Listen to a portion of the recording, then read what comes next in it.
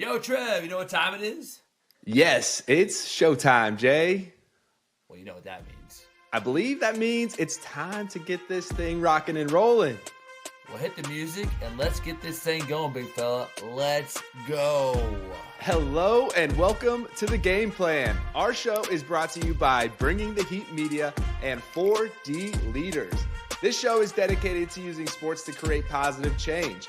So be ready to get inspired, uplifted, and empowered through thought-provoking conversations specific to the world of youth sports with some of the top minds in the game. I'm your co-host, Trevor Rosenthal, MLB All-Star and former single-season save record holder for the St. Louis Cardinals, with Jason Holzer, co-founder of 4D Leaders and best-selling author. Jason, what's up, brother, man? Good to see you. What's going on in your world?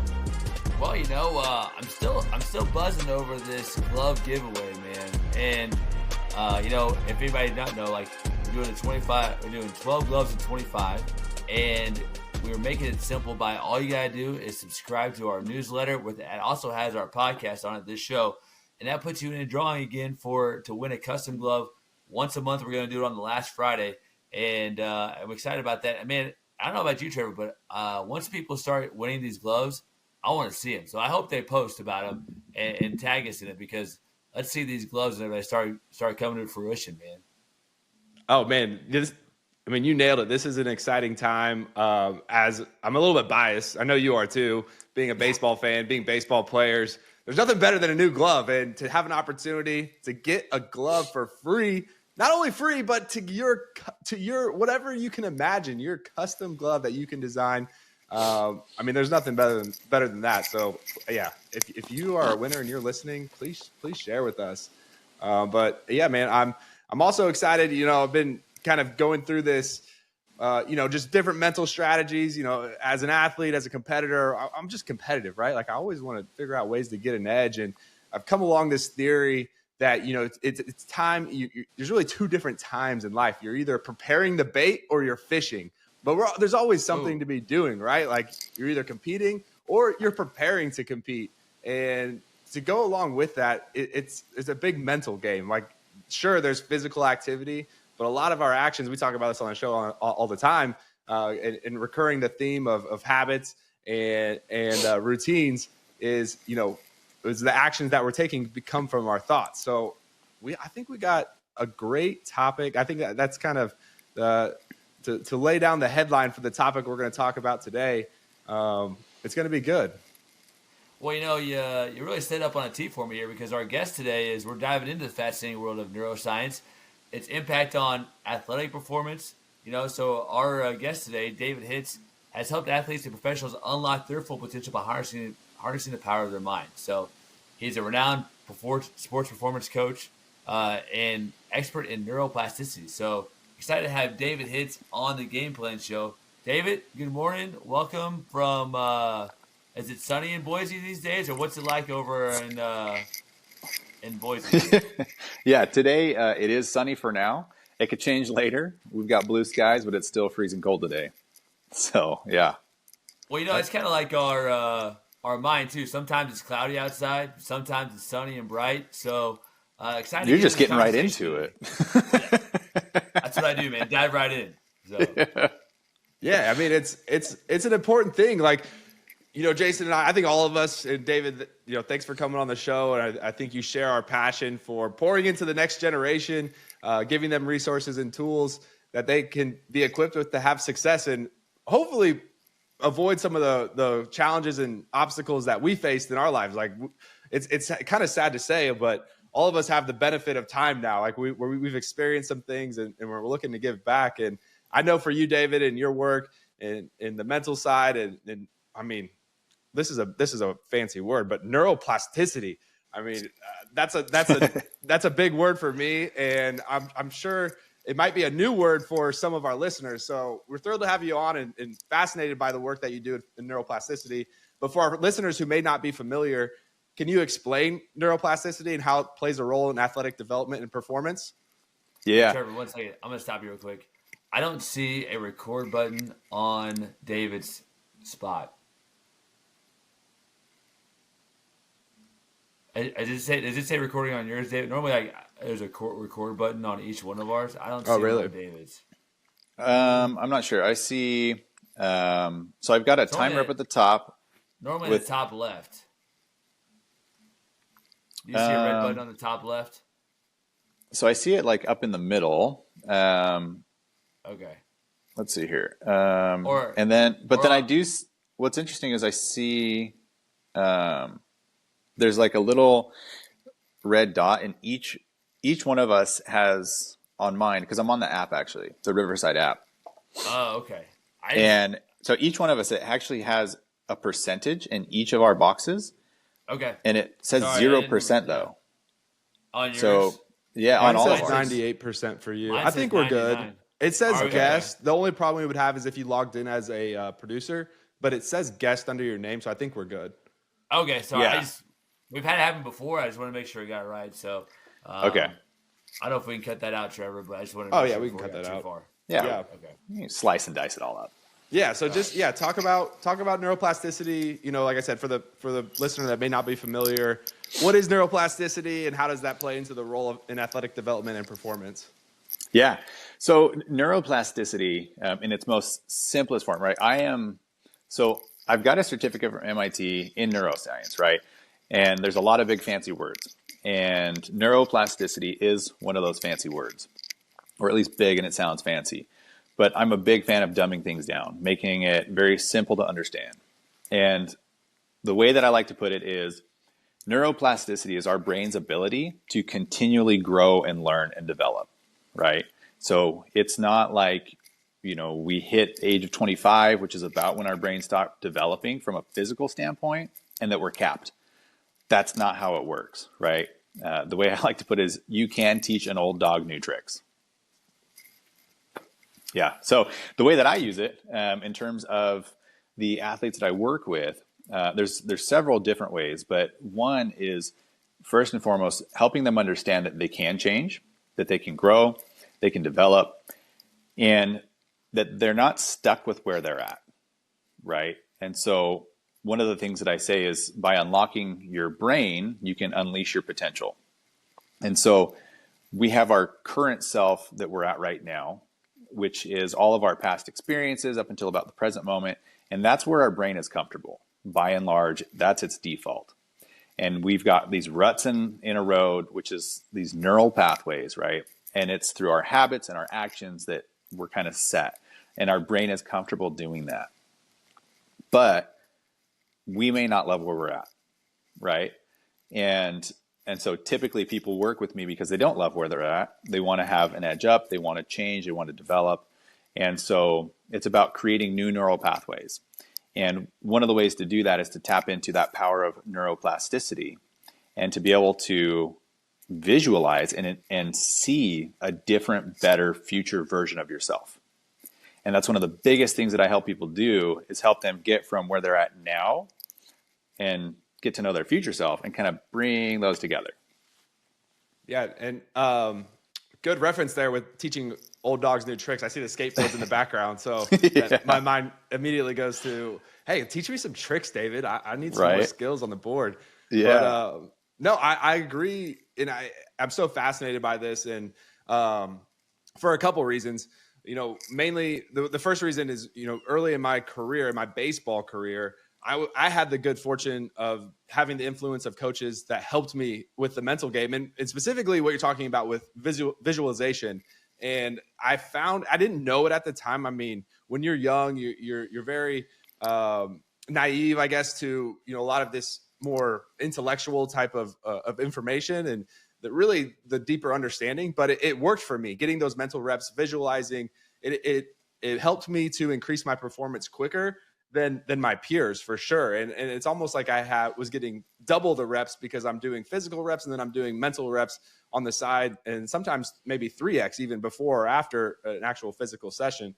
So, I mean, I like that you pointed out, like there's really no cap. Like it's not like you go through life and then all of a sudden you're kind of stuck with what you have. I think that's very encouraging because for our audience and talking to parents and coaches, they have a big influence on their players, but a lot of times it's going to start with the parent or coach changing their mindset and maybe developing a new skill that they can then pass along. And fortunately, like, I mean, maybe you agree with this, but I believe young kids have the benefit that neuroplasticity is a little bit more elastic. Maybe they can learn quicker. Yeah.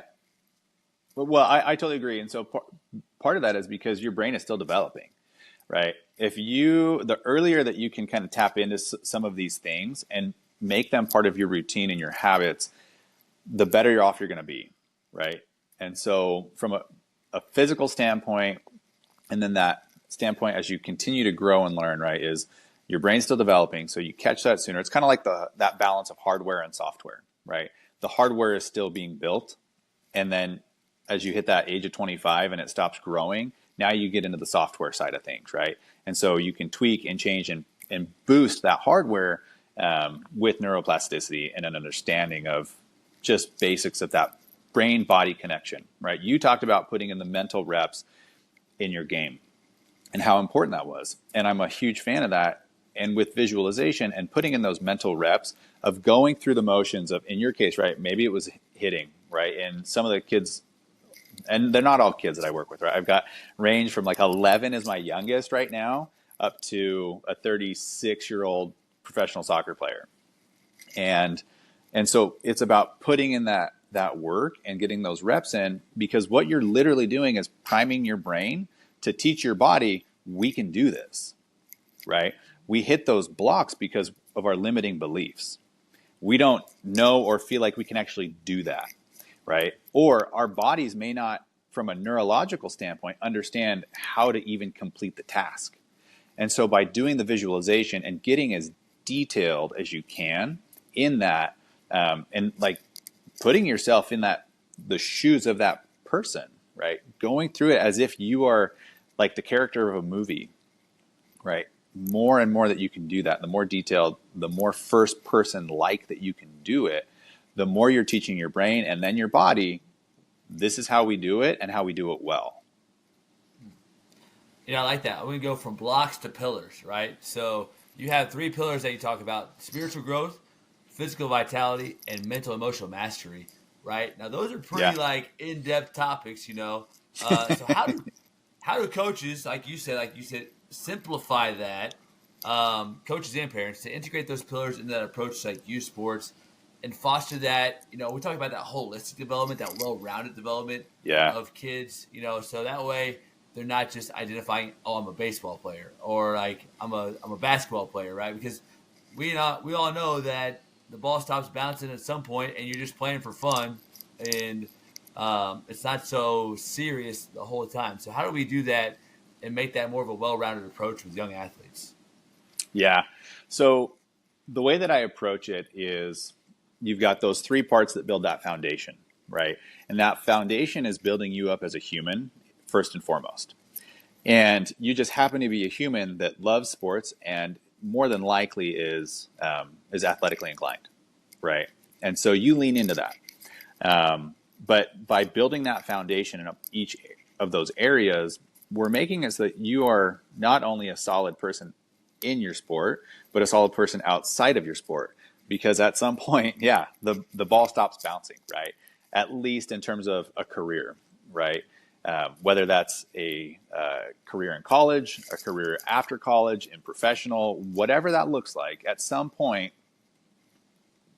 you have to do things outside of your sport, right? And so it's building the tools that you need in order to be a good human outside of all that. And so for me, it's the way that I like to put it with what I do is it's about intention. Okay. To not get things too heavy. Jason, you and I bonded over a shared experience having a loved one die by suicide. Mm-hmm. Right. And that's how we met. And for me, one of the things that I took away from that when my brother passed is I need to be more intentional, right? I need to, because one, we don't know when our time with those people is going to be up. We don't know when our time is up. And so doing what you can to be intentional with how you're using your time and how you're developing yourself matters. And so I'll give you one example of of the things that I do with the people I coach. And I call it just the morning check-in. Okay. And what I do is I have them do what's called the physiological sigh. It's a way of breathing. Andrew Huberman talks about it all the time. It's very simple. It's right, with a nice long exhale, longer than, those couple of seconds, right? But you do that And I noticed you did 2 inhales there. What was the 2 inhale piece of it? Yeah. Yeah. So you're going to fill up to like most capacity, and then you're going to do just a little bit more at the top, and it's going to open up your lungs even more, which is going to it's opening up additional sacs within your lungs, and it's going to bring in more oxygen, which then is going to help with blood flow and all of that to your brain. And it's also going to help in that, as you have that slow exhale, then calm down your nervous system. And so what I do is I have the people, these athletes, do 5 breaths like that, just to kind of get into a nice calm state. And then we do a morning check-in. Okay. And so you are working on building that relationship with yourself and asking, what do I need today physically, right? Do I need to go hard? Do I need to relax? Do I need to stretch, right? Do I need an ice bath? Do I need to do, some active recovery, or whatever that looks like? And so we do that check-in. What do I need physically? What do I need mentally or emotionally? Maybe it's meditation. Maybe it's breath work. Maybe you need to journal, right? And then what do I need spiritually, which oftentimes is one of the first questions that people ask me is, well, what if you don't believe in God, right? What if X, Y, Z?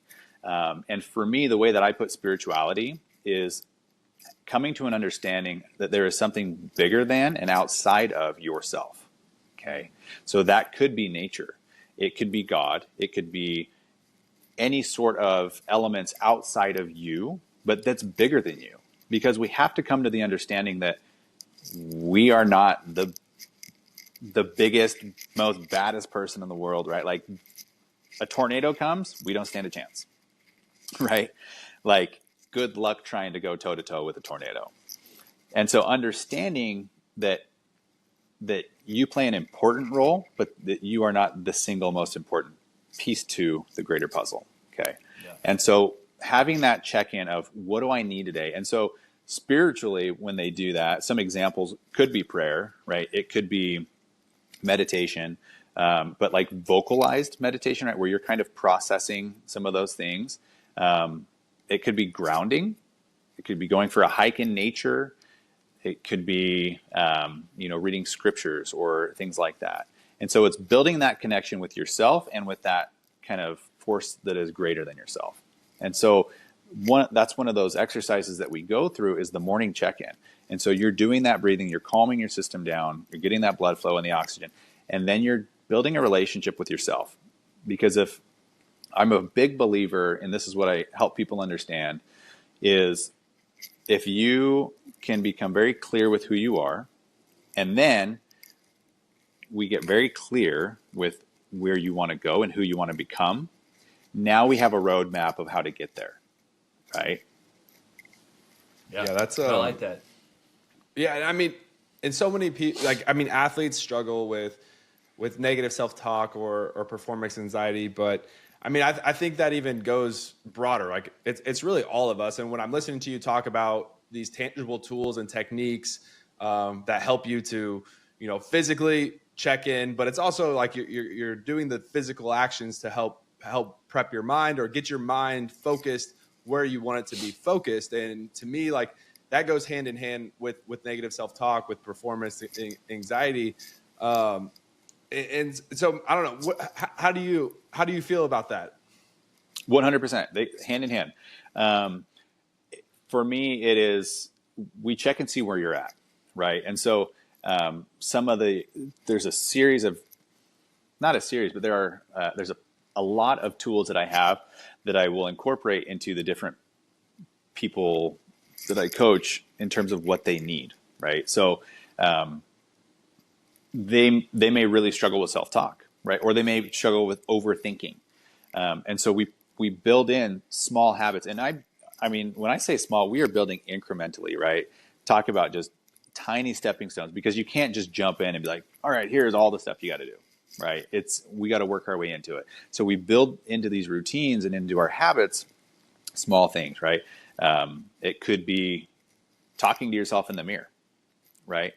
Building a relationship where you are comfortable looking at yourself, talking about one positive thing, right? So one exercise that I do is, and it depends on the person, right? They may be doing this in the mirror or they may be writing this down.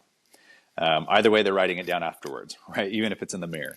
And it is this: what is one thing that you are grateful for about yourself and why? Right? Building that confidence of who you are and helping overcome that negative self-talk. Because when it comes time to perform, right, that's all the training, right? That's all the practice. When it comes time to perform, whether you're on the field, the ice, the court, whatever, you've got to be able to rely on who you are and what you've practiced for and what you've trained for.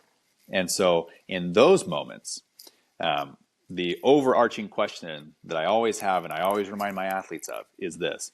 And I guess you could call it the golden question that I always come back to, right? But it's, what is the next best move for me to make? And so that is applicable in your sport and outside of your sport. But you've got to have the reps on the training side of it to be able to act on what your instincts are telling you. That's so good. I like that. Yeah, I like that question though. What is the next best move I can make? And it's very universal too, right? It's like, it's whether it's the next best pitch or the next best, thing around the house or school or whatever it is. So that's really a great question. Yeah. And it may be that you pass it. It may be that you take that play, right? It may be whatever. And what's interesting about that question is nobody else can answer it the same way, right? I can't answer that for you, Jason. And I can't tell Trevor, dude, you got to run faster, right? Like, I have no way of knowing that. Only he can know that because he's the person in that position at that time. And so I sometimes get into trouble with coaches when I teach these athletes this principle, because I literally tell them, don't listen to anybody else, right? You have trained that. The coach's role is to train you and prepare you to execute in the moment, right? That's what it's for.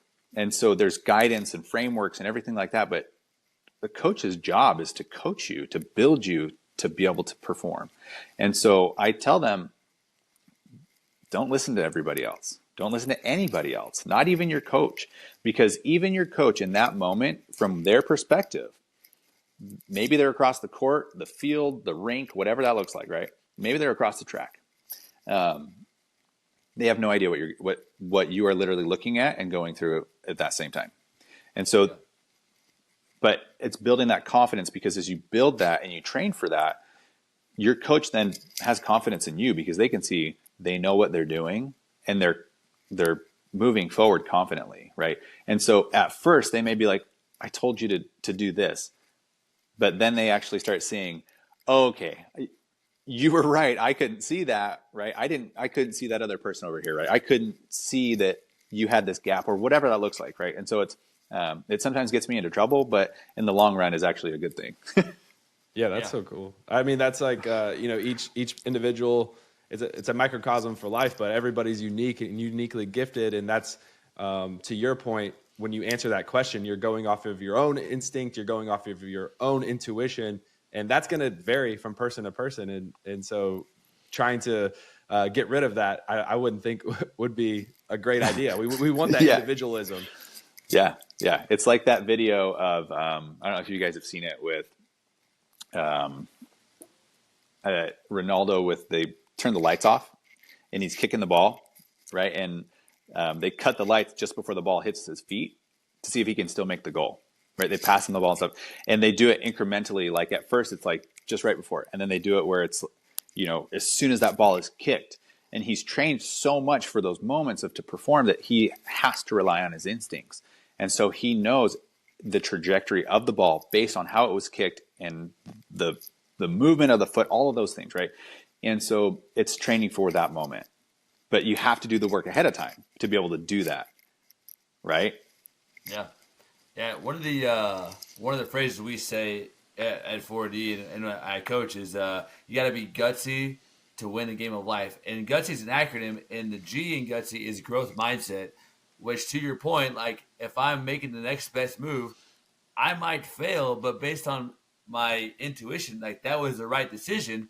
But, especially as kids, they don't always have the right execution because they're developing, their body's changing, right? They may have practiced this for a long time, but now they're 5'11" as opposed to 5'8". That's a difference. They're like, It's huge, yeah. To do too, And I think that's where like you get in the point of like having a growth mindset, but so many of us get caught up of like, oh man, we got to win the scoreboard. We got to win the scoreboard.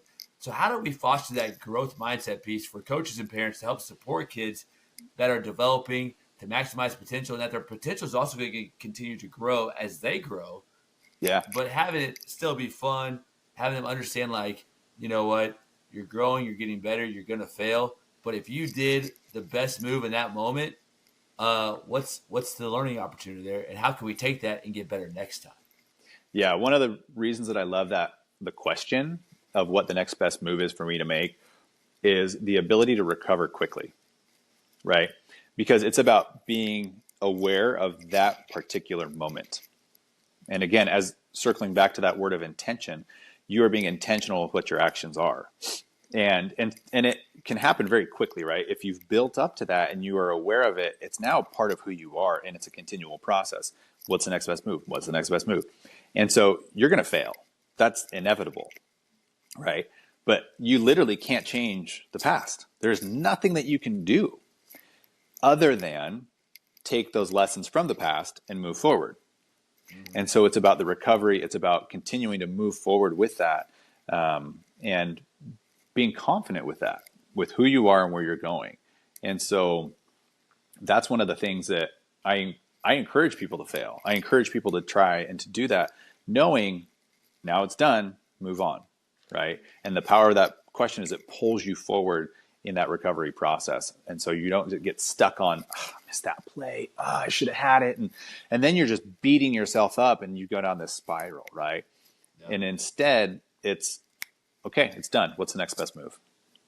Yeah. And also what I like about that is like, it requires you to own your actions and like, okay, there's nothing I can do about that, but what's the next best move that I can make? Yeah. And it's like, and it builds that curiosity of like, what is that, right? How do I make the next best move? And it's getting you to think in ways of, okay, that was good. What can I do better? Or how can I give my very best and be satisfied with that as well? Knowing and you can look back like, well, that was the best move I've made. That's the definition of success, is doing the best you can in the moment. So, that's really all I got, but I can get better though too. Right. Right. Well. Yeah. So, it's always easy to say, well, in hindsight, I would have done this. Well, okay. Everybody would. You right? can't go back in time. Yeah, exactly. Yeah. You can only do the best that you can with the tools that you have at that time. So good. Yeah. Well, David, this has been incredibly insightful. Thank you for sharing your expertise with us. Yeah. Thanks for having me, guys. We're going to have to do this again. I appreciate you coming on, but tell our listeners, where can they learn more about what you're doing? Where can we find you? Yeah. So on LinkedIn, for those that are old enough and are going down that road, it is just David Hitz. The Neuro Pro is my handle on Instagram, and that's where people can kind of see some of the stuff that I put up content-wise. One of the things that anytime I do stuff like this is having some sort of a freebie, right? And so for anyone that wants, I'll give you guys my email, or you can DM me as well. Again, that's the Neuro Pro on Instagram, or it's davidtheneuropro@gmail.com. And anyone that sends me an email or a message saying, hey, I appreciate this, or whatever, heard about the podcast, I'll send I've got a short guide of how I frame this out for the morning, right? Of what this can look like in kind of real application to build that spiritual, mental, emotional, and physical well-being, and do that intentionally. And it's an example of how I've built my mornings. It doesn't have to be morning. This isn't like hey, you've got to have your morning routine, but you do need to have healthy habits, and you need to be intentional about the growth in each one of those areas. So anybody that reaches out, I'll be happy to send the PDF over. Awesome. Sounds great. Yeah, that's Trevor, man. Yeah, another great show, another great guest. they just keep coming. As we keep these episodes out, they just keep showing up. We've had a lot of great sports performance coaches here recently too, and each one of them is fun because they're unique, right? A little bit something, learn a little difference from each one of them. So make sure you follow David on social media and follow Trevor too as well as we post these clips coming up for this show and shows moving forward. Yeah, and I think, just like a quick recap, talking about the neuroplasticity, I like what David said, that you can still teach an old dog new tricks. Not that any of us are too old, but it goes into what you said, Jason, about that growth mindset and always being willing to look at things through a different angle. And especially as competitors, if we're wanting to elevate our game, you have to be willing to change things up. You have to be willing to be uncomfortable and try something new, learn something new, implement it, and then not get too. David was kind of hitting around this, but not get too caught up on the results. Really, it's all about controlling us. And I love what he said about what you said about the question to ask ourselves: what's the next best thing that I can do? And that's really putting the onus on us and not relying too much on outside results. And then to go along with that, David, you're going to have to, that's so nice of you to share the free outline that for, the physiological type of prep and routine that any listener might be interested in. So be sure to email David for that information. That's super valuable. And if you're looking for a step-by-step guide of what somebody has implemented and had success with, like David mentioned, he's working with 11-year-old athletes. He's working with 36-year-old pro athletes. So this stuff, it's important and it works. So, and then, also be sure to check out 4D Leaders newsletter. Be sure to, follow and enter in for a chance to win our glove giveaway. And then while you're there, check out the resources for parents, coaches, and athletes. Definitely follow 4D Leaders and Jason on social media as well. We have so much dynamic content coming this year. We're just getting started, but that's a wrap for this episode. Jason, you got any last words? Yeah, man. Like you said, I'm just thinking about what the next best move I can make, honestly. So, and for you guys, it would be subscribing to the newsletter so you can win a glove. So, looking forward to the next episode, and we'll see you guys on another show. Thanks for tuning in.